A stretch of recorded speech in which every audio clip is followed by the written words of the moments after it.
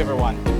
It's good to be out here again in nature, where I am recording a series of videos on the 7 pillars of our third dimension. What I want to do today is go through the 5th one, the 5 guiding principles. The first 2, that's number 7 and 6, deals with universal laws that we are unable to change. These are things that occur in nature naturally based on the fact that we are here in this dimension, and we call this our third dimension.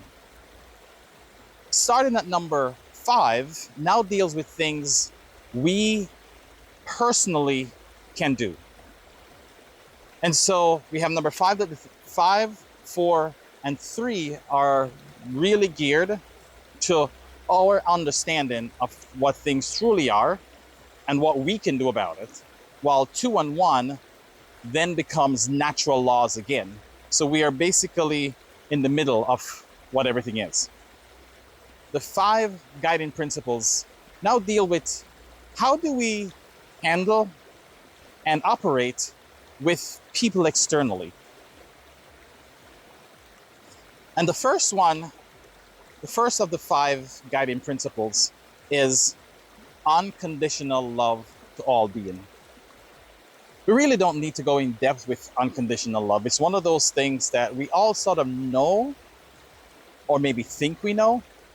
But when we say unconditional love, it's really unconditional love. It's love without if, buts, ands, or maybes, or anything like that. So if you're going to say, well, I can love this person only if they were in the same religion, or I can love this person only if they were of the same skin color, or I can love this person only if they were of the same gender, or if they weren't so aggressive or whatever. Unconditional love doesn't put a condition on it. Now, you might not like the action that the person has taken, but it doesn't mean you're going to hate the individual. And so that's the big difference. The second one of the 5 is freedom of choice. Again, people are going to do things that we don't like.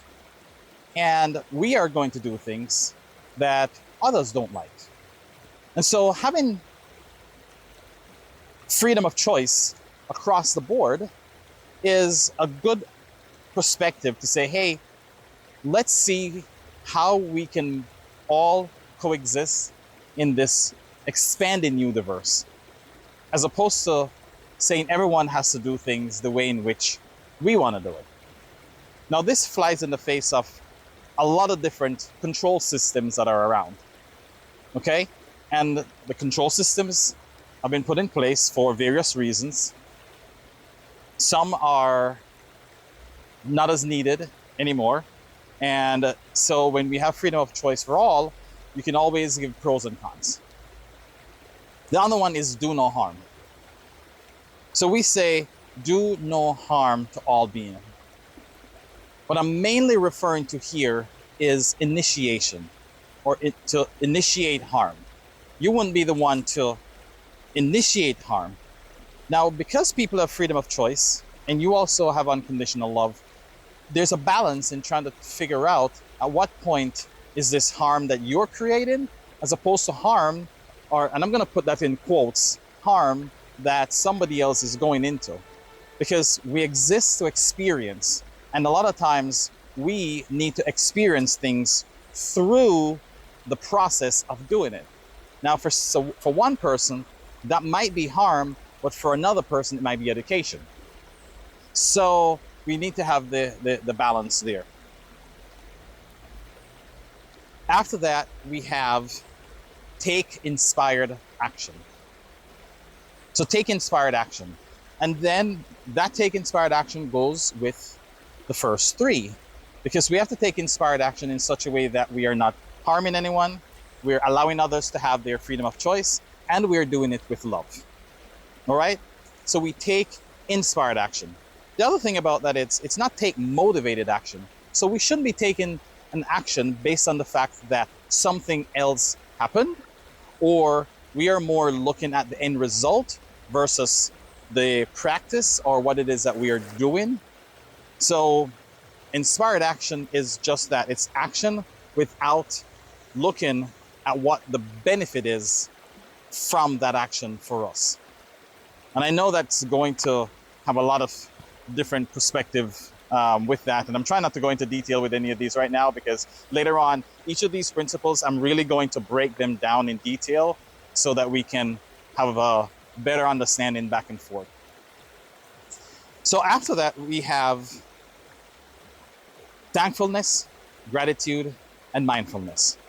And that's the fifth one. Thankfulness, because we are here.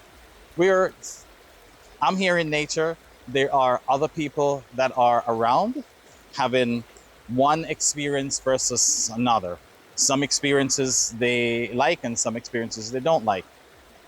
But thankfulness is something that we should all show on a regular basis. Then G, which is be grateful.